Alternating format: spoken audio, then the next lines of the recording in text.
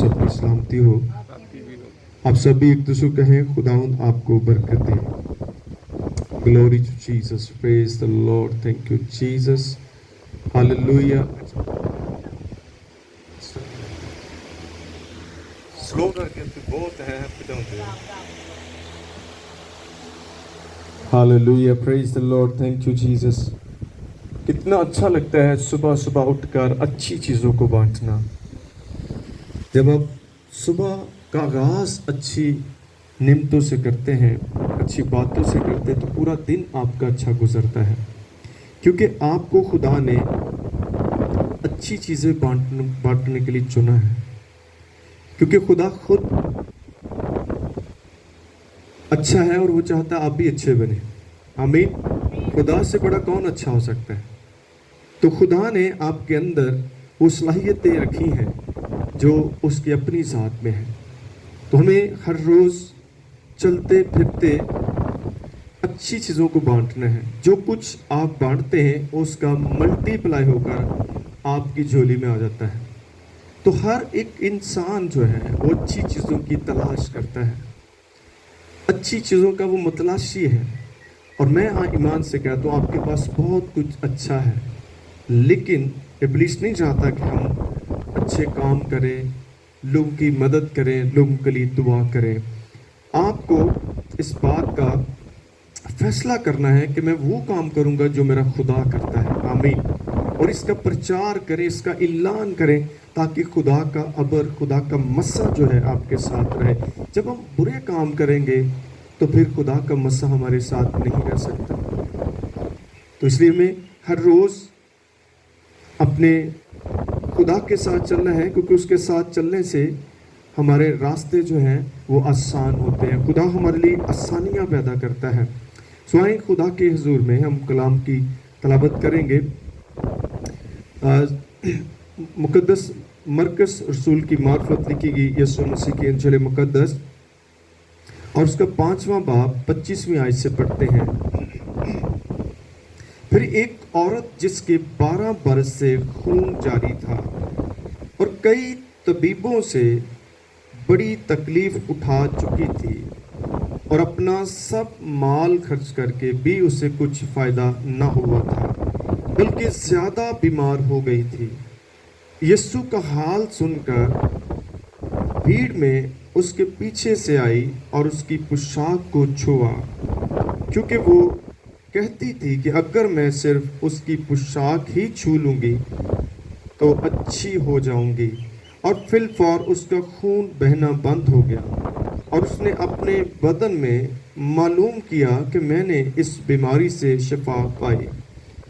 यीशु ने फिलफौर अपने में मालूम करके कि मुझ में कुव्वत निकली, उस भीड़ में पीछे मुड़कर कहा, किसने मेरी पोशाक छुई? उसके शागिर्दों ने उससे कहा, तू देखता है कि भीड़ तुझ पर गिरी पड़ती है, फिर तू कहता है मुझे किसने छुआ? उसने चारों तरफ निगाह की ताकि जिसने ये काम किया था उसे देखे। वो औरत जो कुछ उससे हुआ था महसूस करके डरती और कांपती हुई आई और उसके आगे गिर पड़ी और सारा हाल सच सच उसे कह दिया। उसने उससे कहा, बेटी तेरे ईमान से तुझे शिफा मिली, सलामत जा और अपनी इस बीमारी से बची रह। कलाम मुकद्दस के पढ़े सुने जाने से हम सबों पर खुदा की बरकत हो। आमीन। सब बोले आमीन। आमीन। पता चला आमीन आपने कहा है।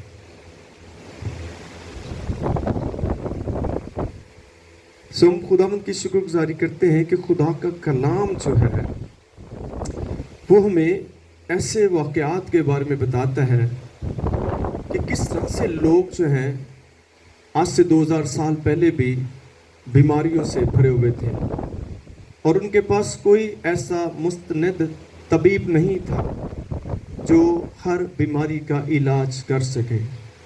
उस दौर में भी बहुत सारे डॉक्टर थे। खुदा ने हर दौर में वसाइल पैदा किए हैं, अद्वियात भी थी, मुख्तलिफ तबीब थे जो बीमारों का इलाज करते थे। लेकिन मेरे अजीज़ों, हम देखते हैं کہ یسوع وہ طبیب ہے جو ہر مرض کا علاج کرتا ہے.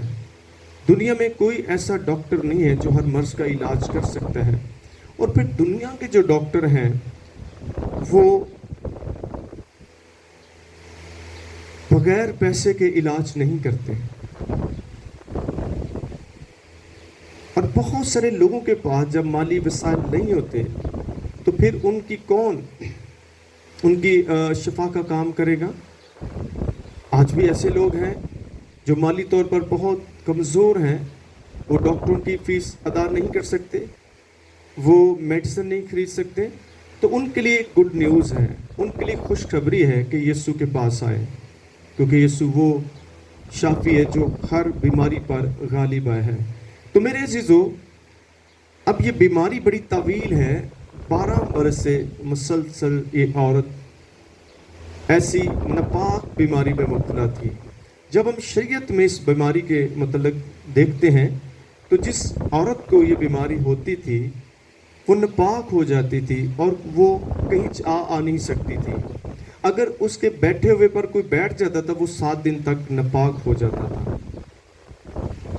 اب جب اس طرح کی بیماری تھی, لوگ اس کے پاس بیٹھنا پسند نہیں کرتے, تو اس بیمار شخص کی اور زیادہ تکلیف میں اضافہ ہو جاتا ہے. کیونکہ بیمار شخص کو تو خدا کی ضرورت ہے, کسی کی مدد کی ضرورت ہے. جب لوگ اس سے نفرت کریں گے تو وہ بیماری اور زیادہ بڑھ سکتی ہے. وہ شخص ذہنی مریض بن سکتا ہے کیونکہ اس کے اپنے اس کے پاس نہیں آتے. تو اسی طرح اس عورت کے ساتھ بھی تھا. اور یہ مختلف جو طبیب تھے, جو ڈاکٹر تھے, ان کے پاس بھی گئی ہیں. اور ہم دیکھتے ہیں کہ کئی طبیبوں سے بڑی تکلیف اٹھا چکی تھی اور اپنا سارا مال خرچ کر کے بھی اسے کچھ فائدہ نہ ہوا, بلکہ اس کی بیماری میں اضافہ ہوا. آج بھی ایسا ہو رہا ہے کہ بیماریوں میں اضافہ ہو رہا ہے, کم نہیں ہو رہی. ایک سے دوسری بیماری بھی جو انسانوں کو لگ رہی ہے. تو میرے عزیزوں, پھر ہم کیا کریں, کس کے پاس جائیں؟ تو اس کا حل موجود ہے. جس طرح سے اس عورت نے, جب یہ ہر طرف سے اس کو مایوسی ہوئی ہے, کہیں بھی اسے مدد نہیں مل رہی, لیکن اس نے امید کو نہیں چھوڑا. آج لوگ جو ہیں شفا کی امید کو چھوڑ دیتے ہیں کہ اب کچھ بھی نہیں ہونے والا. آپ کو آخری دم تک امید کو نہیں چھوڑنا. کسی وقت بھی آپ کی زندگی میں معجزہ ہو سکتا ہے. اور ایمان, کیونکہ جب اتنی لمبی طویل بیماری ہو, ایمان کم ہو جاتا ہے. لیکن ہم دیکھتے ہیں کہ اس کے 12 سال سے خون ہے, اور خون جو ہے اگر تھوڑا وقت ہی انسان کے باڈی سے نکل جائے تو وہ اس کی ڈیتھ ہو سکتی ہے. اگر یہ 12 سال میں نہیں مری تو آج چھوٹی چھوٹی بیماریوں سے آپ کو کچھ بھی نہیں ہونے والا, کیونکہ آپ کا خدا جو ہے وہ ہر مرض کا علاج کر. لیکن آپ کو خدا کے پاس آنا ہے. لوگ بیماریوں میں خدا کے پاس نہیں آتے, ادھر ادھر بھاگتے رہتے ہیں اور بیماریوں میں اضافہ کر رہے ہوتے ہیں. علاج کرانا بری بات نہیں ہے. آپ بیماری کی حالت میں اور جگہ بھی تو جاتے رہتے ہیں, اپنی جاب پر چلے جاتے ہیں, بازار جاتے ہیں, لیکن خدا کے پاس آنے کی وجہ ہم کہتے ہیں میں آ نہیں سکتا. تو پھر کیسے آپ ٹھیک ہوں گے؟ دکھ میں, مصیبت میں, بیماری میں تو آپ کو خدا کی ضرورت ہے.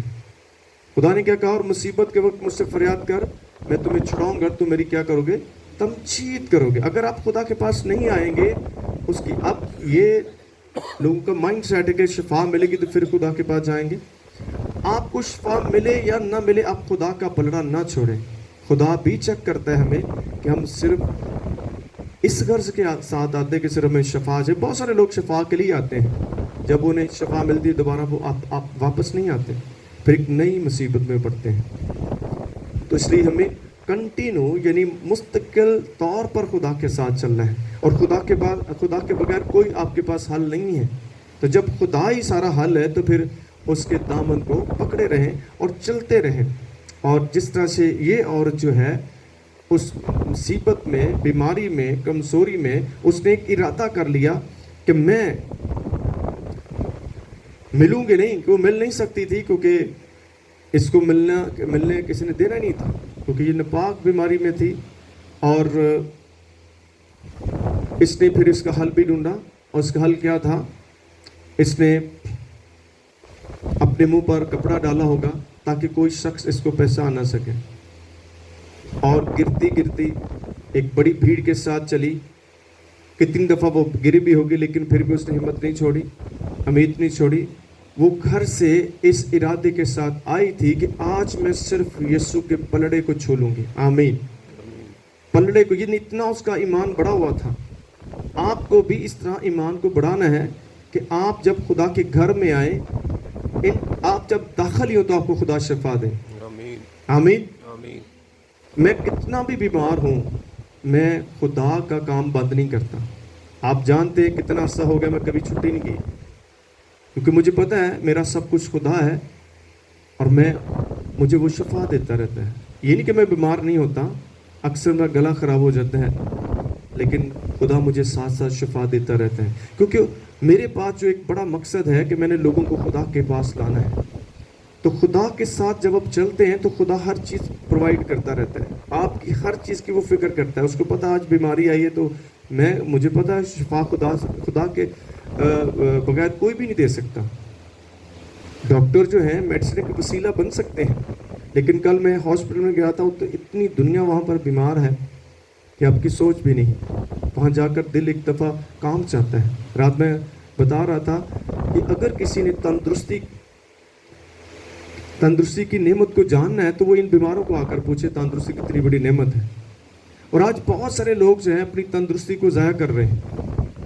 اگر آپ اپنی تندرستی کو، اپنی صحت کو خدا کے جلال کے لیے استعمال کریں گے تو آپ برقرار رہیں گے.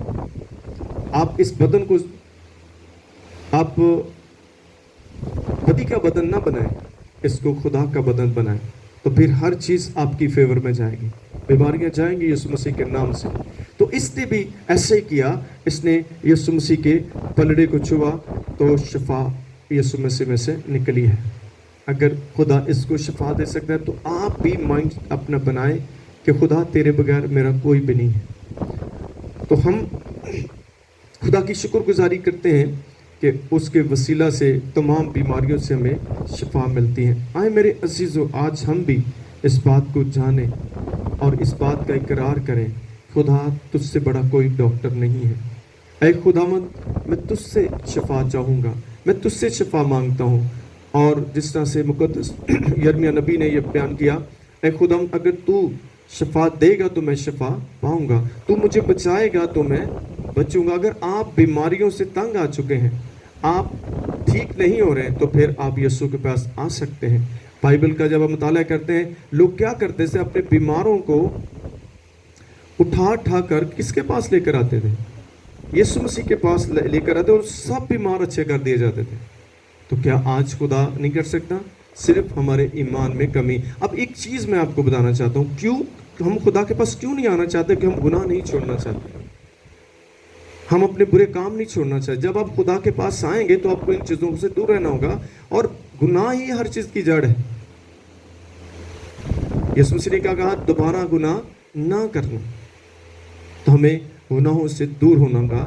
آپ کے اندر جو بھی بری باتیں ہیں، آپ آج صبح اس کے حضور میں لے کر آئیں کہ اے خداوند، میں ان ساری کمزوریوں کو تیرے پاس لے کر آتا ہوں، تیرے پاس لے کر آتی ہوں. مجھے تو پاک کر، مجھے صاف کر، کیونکہ ہمیں پاکیزگی کی ضرورت ہے. آئے خدا کے حضور میں اپنے سر کو جھکائیں گے اور دعا مانگتے ہیں.